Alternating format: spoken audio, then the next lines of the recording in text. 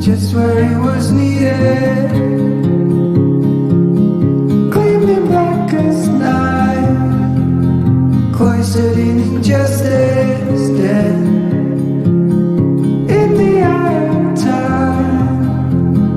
Nobody is losing, faces merchant change, but your face remains the same. Swallows will be here by dawn, and when we're finally sober, they'll be gone. The trees will bloom and ice will melt. We'll always remember how it felt.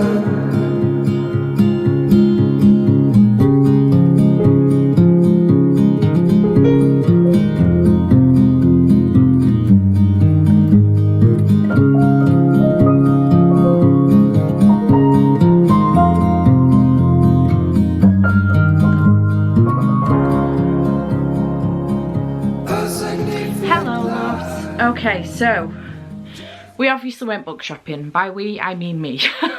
I went to drop my brother and Andy off in Liverpool to go and watch the darts that I got them tickets for Christmas.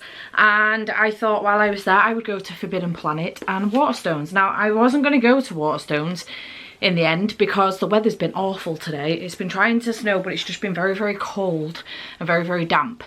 So I was just going to go to Forbidden Planet thinking that it was like a massive Forbidden Planet, a bit like the one in London, just not as big, but it's not. It's a small Forbidden Planet. So I went there, had a wander around, and then did go to Waterstones for a little bit, and I did pick up some books.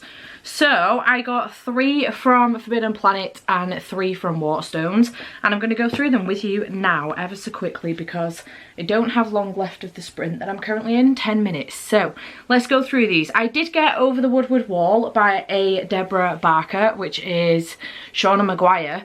It's one of her other pen names. Now, I love the Wayward Children series, but I wasn't a fan of Middle Game.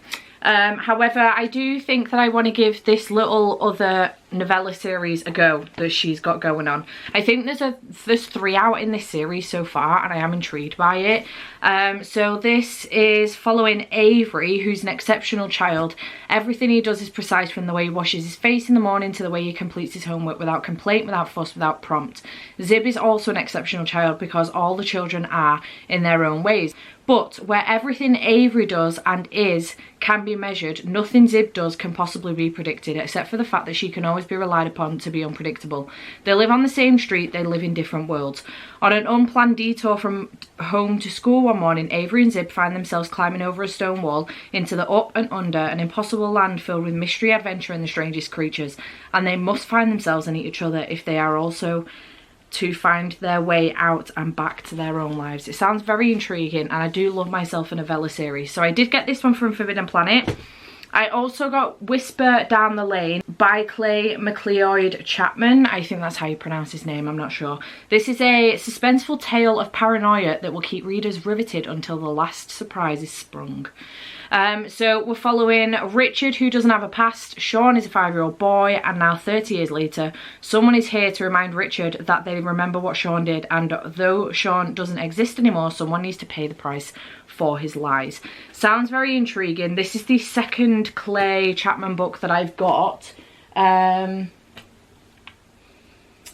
don't know where my other one is, but I recently got one. I'm sure I did. I don't know where it is, but I recently got one, and I'm very intrigued to read more, to read from this author in general, but also read more from this author. So yeah, looking forward to that one. I've had my eye on it for a while now, so I was excited to see that in the store. Then I did also get The Ballad of Black Tom by Victor Lavelle. which I've heard great things about. Again, a novella. People move to New York looking for magic and nothing will convince them it isn't there. So Charles Thomas Tester hustles to put food on the table to keep the roof over his father's head from Harlem to Flushing Meadows to Red Hook.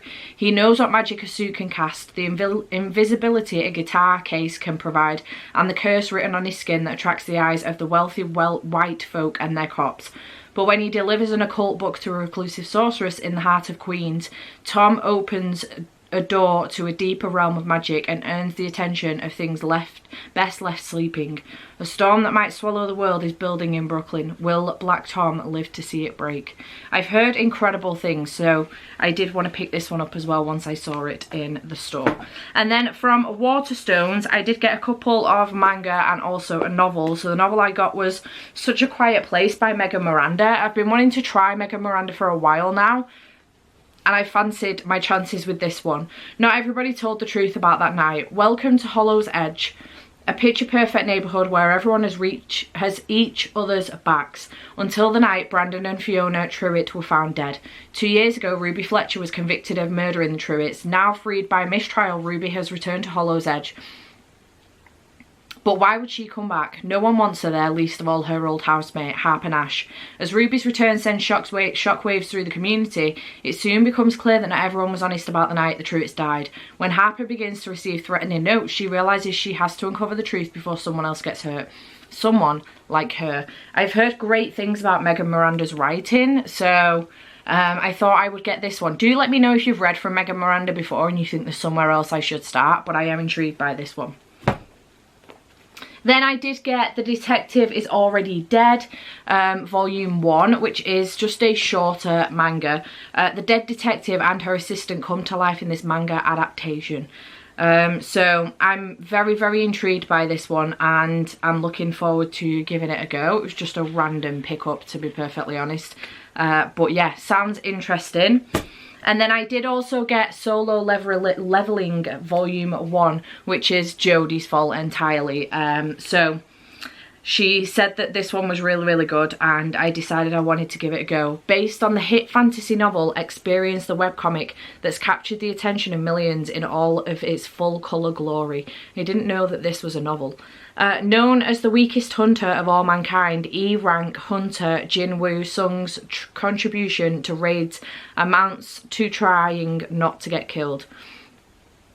Known as the weakest hunter of all mankind, E-rank hunter Jin Woo Sung's contribution to raids amount to trying not to get killed. Unfortunately, between his mother's hospital bills, his sister's tuition and his own lack of job prospects, he has no choice but to continue to put his life on the line. So when an opportunity arises for a bigger payout, he takes it, only to come face to face with a being whose power outranks anything he's ever seen. With the party leader missing an arm and the only healer a quivering mess, can Jin Woo somehow find them a way out? Sounds very intriguing. I am intrigued about the fact that this is a novel originally though. Intrigued. Those are the 6 books that I ended up picking up while I was out shopping. I did say that I was going to try and do better in March.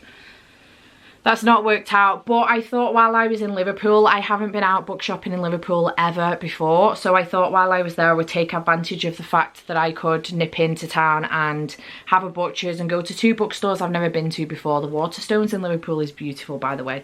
Really beautiful shop. So yeah, really happy with my purchases. Chat to me in the comments down below. Have you read any of these? Would you recommend me a different Megan Miranda first, or is that one a good one to go into? Yeah, and I hope you have enjoyed this video and I shall see you in the next one. Bye for now.